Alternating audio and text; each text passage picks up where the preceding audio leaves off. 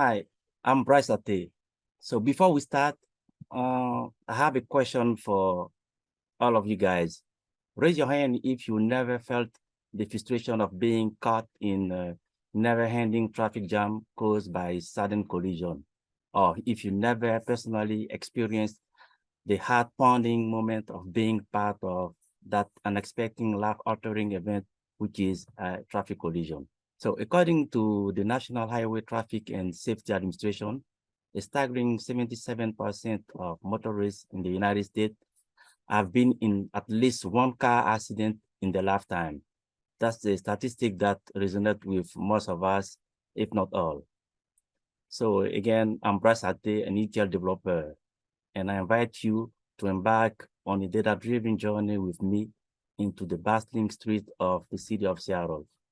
Today, we will explore a project that aims to shed light on an issue that touches our lives more than we must realize, the traffic collision, which brings me my problem statement. So I'm going to present to you first, introduce to you the city of Seattle. So Seattle is located in the Pacific Northwest region of the United States and is the largest city of the state of Washington, with a population of approximately 3.4 million. In 2019, more than 11,000 collisions were reported, leading to 4,000 injuries and 26 fatalities. So they show that the issue of road safety is a very pressing public health concern globally and particularly critical for the city of Seattle.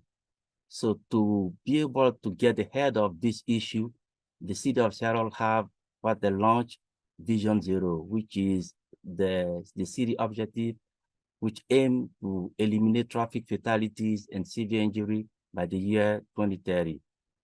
So to achieve this goal, that's where my project come to play. So I provide the city with a data warehouse that will get them have some have insight into the frequency and the underlying causes of collision so that they can, at each given point, see if they are on target to attain the goal of eliminating collision with fatalities. To lead this analysis, I came up with 3 KPIs. So the first one was the total number of traffic collision year over year, so that the city can compare every year the number of traffic collisions to see if they're going up or down. And then the second was the total number of traffic fatalities year over year, again, where they can come up with some comparison and see if the traffic fatalities numbers are going up or down, so they can see if the action that they are taking are working or not. And then the third KPI was the leading accident contributing factor, so they can see if every year is the same factor that cause accident, which led me now to my data flow diagram.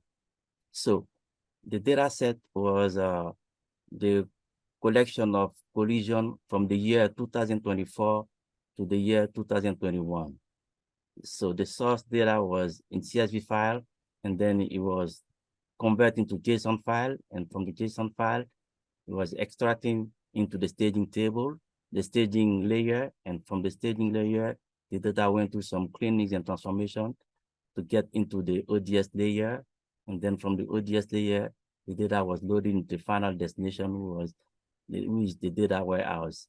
Let's stop a minute here to give you some detail about the ODS layer.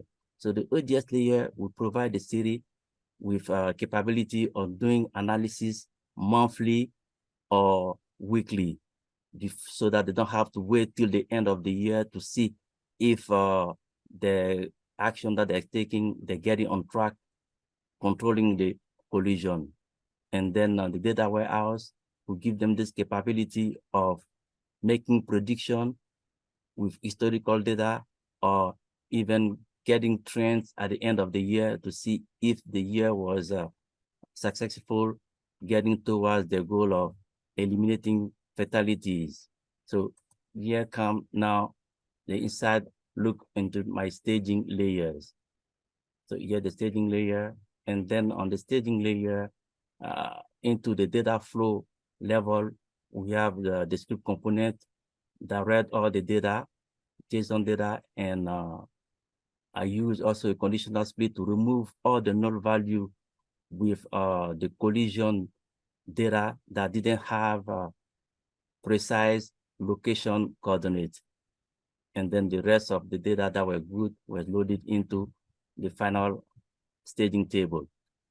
Then from the staging table, we move the data into the ODS layer, where I have 4 dictionary table, dictionary collision detail, dictionary environmental factor, dictionary human factor.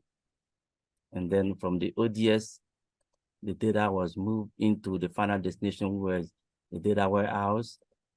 So I load, first of all, my 5-dimension table, the dimension collision detail, and the important dim calendar day, and the dimension human factor, and also the dimension dim severity. Then I load my fact table, was the fact collision. Here's the data model that I come up with using the star schema, where you have the fact table in the center of the structure, and then all the 5-dimension table around the fact collision. Here's a view of my final ETL solution. You have the collision staging layer here, and then the collision ODS layer, and then the collision data warehouse. I was able to derive some visual key insight from the analysis of the data from collision from the year 2024 to the year 2021. So the good news is I have one positive insight. So in the year 2010, we have the most decrease into the number of collision. The percentage was 8.74% compared to the collision in the year 2009. So this was good because we have the lowest number of collision, was 11,615. And then also the same year, we realized that the number of fatalities also was the lowest. So right there, it showed the relation between the number of collision and the number of fatalities. Here's the query that will run, a CTA query that give us this insight. Then the second insight that we have, this one was a negative insight. In the year 2019, we have 71.43 increase in the number of fatality compared to the year 2018. Even though the year 2019 was a COVID year, there was less committing, but for some reason, the number of fatalities was the highest. So we have to dig deeper in this data to try to understand what happened in the year 2019, which leads me to my suggestion. So the data show that despite being COVID year with less committing, the total fatalities, respectively for the year 2019 and 2020, were 24 and 20, which ties with the highest since 2010. Fortunately, when we dig deeper in this data, we realize that out of the 24 fatalities, there were 13 who were pedestrian. So to address the pedestrian safety concern, we suggest that the city runs campaign and installing campaign to all the population about the importance of pedestrian safety, and also if they can install some devices at each traffic light so that they can give a head start to the pedestrian.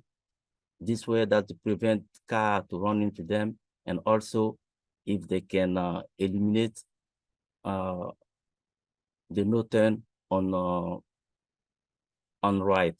So this way pedestrian will be more safer. The second suggestion was that the data show that driver behavior, such as driving under the influence and speeding, are the primary factor contributing to collision, with more than 500 collisions in average a year due to speeding and 400 for driver impairment. So to achieve the goal of Vision Zero, which is eliminate fatalities by the year 2030.